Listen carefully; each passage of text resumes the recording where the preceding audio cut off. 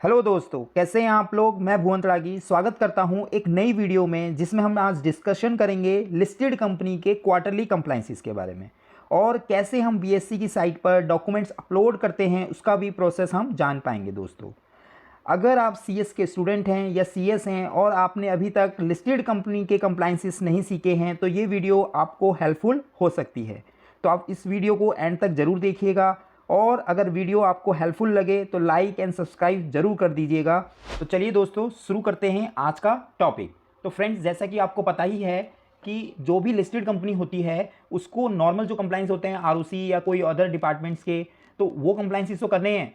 उसके अलावा उसको लिस्टेड कंप्लाइंसेस भी करने होते हैं। बीएससी और एनएससी दो स्टॉक एक्सचेंज हैं, तो इनके जो कंप्लाइंसेस होते हैं क्वार्टरली होते हैं, इवेंट बेस्ड होते हैं और ईयरली होते हैं। तो आज हम जो डिस्कशन करने वाले हैं वो क्वार्टरली कंप्लाइंसेस का डिस्कशन करेंगे। तो फ्रेंड्स, सबसे पहले जो हमारा जो क्वार्टरली कंप्लाइंस होता है उसके अंदर पीआईटी रेगुलेशन के अंदर होता है क्लोजर ऑफ ट्रेडिंग विंडो। मतलब जो ट्रेडिंग विंडो है, किसके लिए ट्रेडिंग विंडो क्लोज होती है? आपके जो प्रमोटर्स होते हैं और प्रमोटर्स के रिलेटिव्स होते हैं उनके लिए ट्रेडिंग विंडो जो होती है वो क्लोज होती है। और कितने टाइम के लिए क्लोज होगी? आपका जो फर्स्ट डे होगा, जो भी क्वार्टर का स्टार्ट, जो भी क्वार्टर स्टार्ट हो रहा है नेक्स्ट क्वार्टर, उसका फर्स्ट डे से जब हमारे जो रिजल्ट होंगे, जो फाइनेंशियल रिजल्ट होंगे 45 डेज के अंदर, 3 क्वार्टर्स के अंदर होता है और जो फोर्थ क्वार्टर होता है उसके अंदर 60 डेज का टाइम होता है।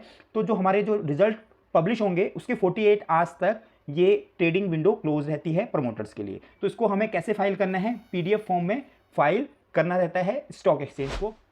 उसके बाद आता है आपका रेगुलेशन 13(3), जिसके अंदर इन्वेस्टर जो ग्रीवेंसीज होती हैं, जो कंप्लेंट्स आई हैं ड्यूरिंग द लास्ट क्वार्टर, वो हमें फाइल करनी रहती है और 21 डेज के अंदर हम इसको फाइल कर सकते हैं। तो एक्सबीआरएल फॉर्म में फाइल होती है और पीडीएफ फॉर्म में भी। पहले पीडीएफ फॉर्म में ही फाइल होती थी और उसके बाद फिर इसको वेब फॉर्म बना दिया गया। और अब जो है बीएससी और एनएससी कह रही है कि केवल आप एक्सबीआरएल फॉर्म में इसको फाइल कीजिए। तो इसको हम समझेंगे भी लेटर ऑन कि कैसे हम इसको फाइल कर सकते हैं।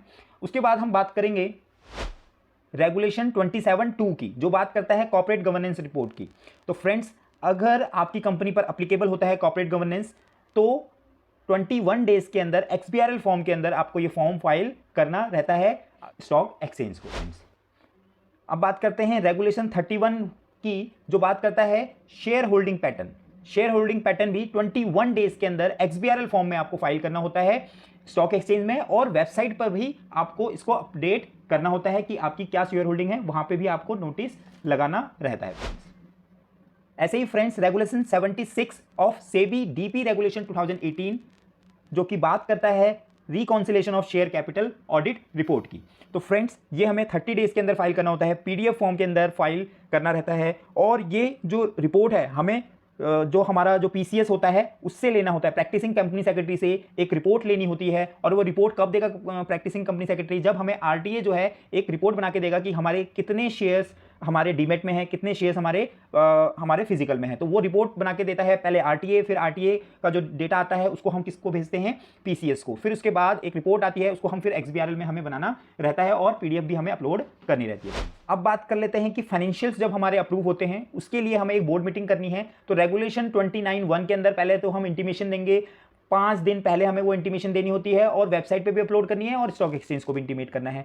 उसके बाद रेगुलेशन 33 के अंदर जो भी हम अपने फाइनेंशियल्स डिक्लेयर कर रहे हैं तो उस फाइनेंशियल को हमें स्टॉक एक्सचेंज को तो देना ही होता है और वेबसाइट को भी हमें देना होता है, जो भी हमारा आउटकम रहेगा। फ्रेंड्स, 45 डेज के अंदर की हमारी मीटिंग होनी चाहिए, 45 डेज से ज़्यादा नहीं होनी चाहिए। बट फोर्थ क्वार्टर के अंदर हमारे पास रिलैक्सेशन होती है कि हम 60 डेज के अंदर दे सकते हैं, क्योंकि वहाँ पे ऑडिटेड जो है फाइनेंशियल हमें अप्रूव करने होते हैं। और जो आउटकम होता है उसका जो पीडीएफ फॉर्म में आपको अपलोड करना होता है विदिन 30 मिनट्स, जब जैसे ही आपकी मीटिंग कंक्लूड होती है। और 48 आवर्स के अंदर आपको एक्सबीआरएल फॉर्म फाइल करना होता है, जो भी आपका फाइनेंशियल रिजल्ट डिक्लेयर हुआ है फ्रेंड्स, और वेबसाइट पे भी आपको अपलोड करना रहेगा। उसके बाद एक और रिक्वायरमेंट रहती है जो कि है एडवर्टीजमेंट इन द न्यूज़पेपर। जैसे ही आपका रिजल्ट पब्लिश हुआ, 2 न्यूज़पेपर के अंदर आपको पब्लिश करना रहता है। एक तो आपका इंग्लिश रह गया और दूसरा आपका जो भी वर्नाकुलर लैंग्वेज है उसमें आप पब्लिश करवा सकते हैं 48 आवर्स के अंदर। तो फ्रेंड्स, ये मेजरली कंप्लायंसेस थे आपके क्वार्टरली। तो चलिए अब समझ लेते हैं कि कैसे हम इसको फाइल करते हैं, प्रैक्टिकल अप्रोच से समझ लेते हैं। चलिए दोस्तों, गूगल पर टाइप करेंगे बीएससी लिस्टिंग, तो आपको इस तरह का दिखाई देगा लिस्टिंग बीएससी। जो कि साइट है आपकी listing.bscindia.com। तो इस पर आप क्लिक करेंगे, राइट हैंड साइड पे आपको ऊपर कॉर्नर पर दिखाई देगा क्लिक हेयर टू लॉगिन। जैसे ही आप इस पर क्लिक करेंगे तो पॉपअप हमें दिखाई देता है जहाँ पे आता है रजिस्टर्ड मोबाइल नंबर। जो भी आपकी कंपनी का मोबाइल नंबर आपने रजिस्टर करवाया हुआ है वो यहाँ पे डालना है। पासवर्ड जो भी आपने बनाया हुआ है वो यहाँ पर आपको डालना रहेगा। उसके बाद जो नीचे कैप्चा है इस पर क्लिक करना ज़रूर रहेगा और उसके बाद आपको सेंड OTP, और ये OTP जो है वो आपके जाएगा मोबाइल नंबर पर और जो आपकी ईमेल आईडी जो रजिस्टर होगी वहाँ पर जाएगा। तो हमने OTP यहाँ पे डाल दिया है। उसके बाद हम सबमिट करेंगे। तो सबमिट जैसे ही करते हैं फिर आता है कंपनी कोड। यहाँ पे कंपनी का कोड आपको डालना है और उसके बाद आपका स्क्रिप्ट कोड होता है वो ऑटोमेटिकली आपका ले लेगा। तो उसमें सबमिट करने के बाद इस तरह का पेज आपका खुलेगा BSC पे। तो यहाँ पे होता है लिस्टिंग ऑपरेशन, लिस्टिंग मॉड्यूल यहाँ पे दिखाई देगा, लिस्टिंग कंप्लायंसेस, लिस्टिंग मॉड्यूल्स के अंदर कॉर्पोरेट अनाउंसमेंट। तो दोनों के अंदर लिस्टिंग मॉड्यूल और लिस्टिंग जो अनाउंसमेंट है कॉर्पोरेट अनाउंसमेंट, उन दोनों के अंदर कुछ कुछ फाइलिंग होती है फ्रेंड्स। तो सबसे पहले मैं मॉड्यूल वाले पे गया हूँ। यहाँ पे आपको इक्विटी शेयर अगर आपके हैं तो इक्विटी सिलेक्ट करना है। अब मैं एक कंप्लायंस करके आपको बता रहा हूँ। जैसे सितंबर क्वार्टर ये चल रहा है, एक्चुअली यहाँ पे स्क्रॉल डाउन दिखाई नहीं दे रहा है, लेकिन मैं एक सिलेक्ट कर लेता हूँ 76 वाला जो कंप्लायंस है DP रेगुलेशन वो सिलेक्ट किया है मैंने। यहाँ पे reconciliation of share capital audit report. तो यहाँ पे मैं गया, यहाँ पे जो मेरी PDF है वो मैंने अपलोड कर दी है। उसके बाद सेलेक्ट करेंगे, जो भी फाइल कर रहा है उसका नाम यहाँ पे अपीयर हो जाएगा और उसके बाद जाएंगे अपलोड पर। यहाँ पे आपसे पूछता है जो भी आप कर रहे हैं उसका कंफर्मेशन दीजिए, तो आपको करना है ओके। जैसे ही आप ओके करेंगे दोबारा से आपको OTP जाएगा वही आपके मोबाइल नंबर पर और रजिस्टर ईमेल आईडी पर।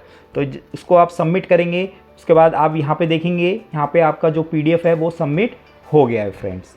तो इस तरह से आप कर सकते हैं। उसके बाद आप इसका एक्नॉलेजमेंट भी डाउनलोड कर सकते हैं। जिस तरह से इस तरह से लिखा हुआ है ना ट्रैक यूअर एक्नॉलेजमेंट, तो आप यहाँ से एक्नॉलेजमेंट कर सकते हैं। बट ये कॉर्पोरेट अनाउंसमेंट का था तो मैंने मॉड्यूल में जाके किया था, तो मॉड्यूल वाले का भी यहाँ से आप डाउनलोड कर सकते हैं फ्रेंड्स। तो इस तरह से आपको यहाँ पे आपकी एक्नॉलेजमेंट मिल जाएगी। जो भी आपने फाइलिंग करी है तो उसको आप डाउनलोड कर सकते हैं।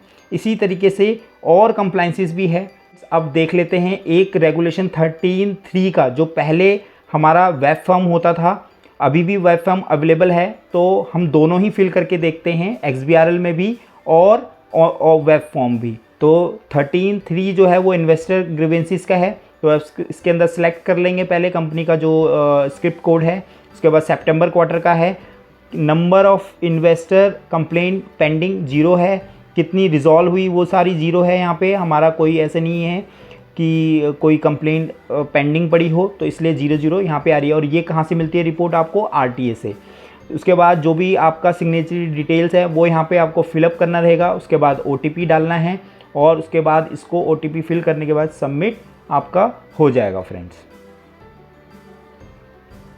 और इसके बाद आप वही सेम प्रोसेस यहाँ से आप अपना एक्नॉलेजमेंट भी डाउनलोड कर सकेंगे। ये बीच में आ रहा है, आई डोंट नो वाई कि बीच में क्यों आता है ये, तो बीच में कहीं पर आ रहा है कि आपने कंप्लायंस कर दिया है।